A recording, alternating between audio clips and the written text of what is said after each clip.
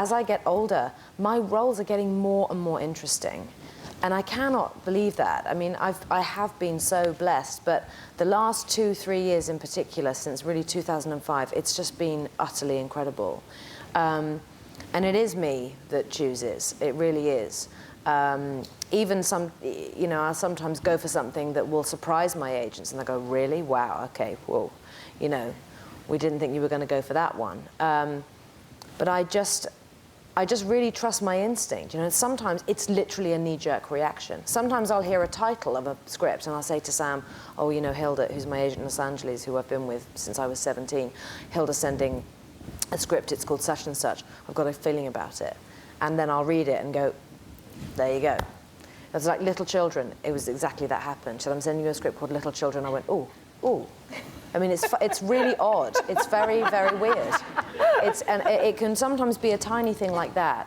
But it's a purely instinctive thing for me. There are certain similarities, I should interject, with the only other person I knew who chose scripts with the same kind of intuitive strangeness that Kate does was Judi Dench, who used to not read the script at all.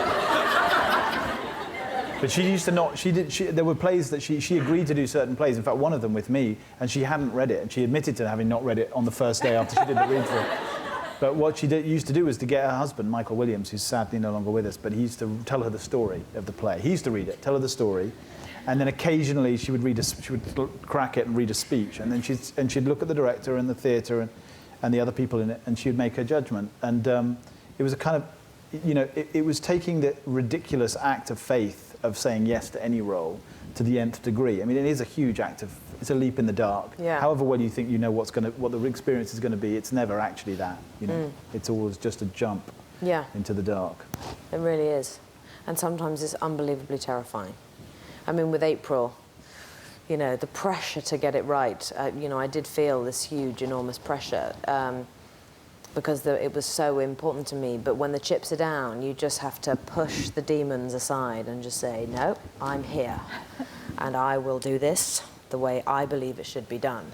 And, you'll hear other people's opinions and thoughts and so on and so forth, but just hanging on to what I believe in, it's done me all right so far.